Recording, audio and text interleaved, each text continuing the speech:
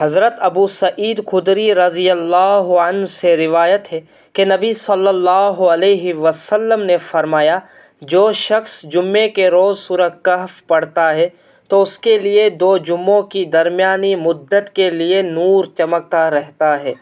حضرت براء بن عازب رضی اللہ عنہ بیان کرتے ہیں، ایک آدمی سورہ کہف پڑھ رہا تھا اور اس کے ایک جانب ایک گھوڑا 2 مضبوط رسیوں سے بندھا ہوا تھا۔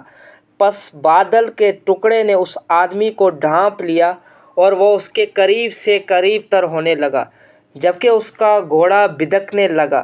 جب صبح ہوئی تو وہ نبی صلی اللہ علیہ وسلم کی خدمت میں حاضر ہوا اور آپ سے اس کا تذکرہ کیا۔